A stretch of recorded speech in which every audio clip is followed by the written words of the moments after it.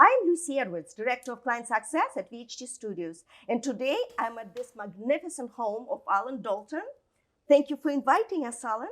Lucy, you're very welcome to be in our home. Thank you for being here. Allan Dalton is the Senior Vice President of Research and Development of Berkshire Hathaway Home Services and Home Services of America. Let's talk about reputation. You actually spent a lot of time today on brand and reputation. Online reputation is extremely important. The consistency is important.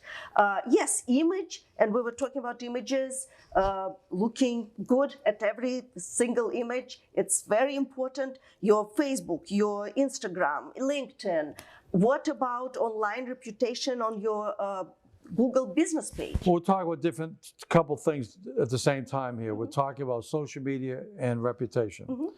Staying with reputation, I think the industry, most top producers have wonderful reputations. They just don't have the perception of great value within the consumer. I did research when I was with at Realtor.com. I spent $150,000 on a research project for the board to ask who people turn to when they have a real estate need for advice. And realtors came in third. The real estate professionals were third.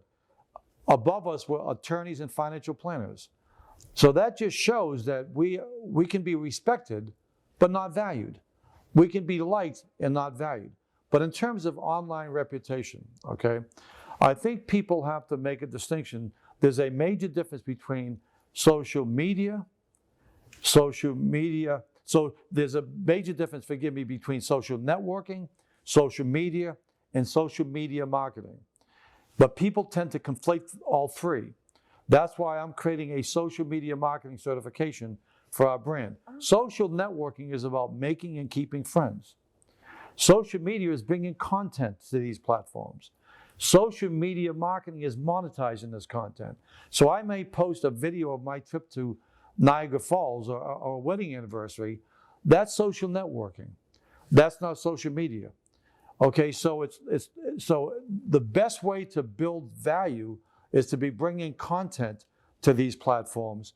But when people conflate them all, they can come across to a homeowner as at the level of evolution of their children or grandchildren using TikTok and Facebook and Instagram, because they haven't shown that they understand the distinction between social networking, social media, and social media marketing. So my advice is this. When somebody is taking their time or expense, they should be asking themselves, because you have to do all three.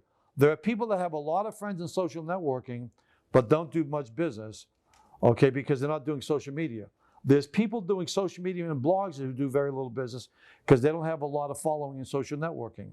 And then there's people that I could hire the real estate writer from the New York Times. They could have a world-class blog. That doesn't mean they're going to do real estate transactions, because they're not monetizing the content, okay? So if somebody, for example, is sending out a link, like I've created a lot of content. One thing is I have a program called Moving with Pets. So people will bring that, our agents will bring that to open houses, because something like 71% of everybody, all homeowners have a pet. I believe that the homeowners have more affection towards their pets than the realtor, okay?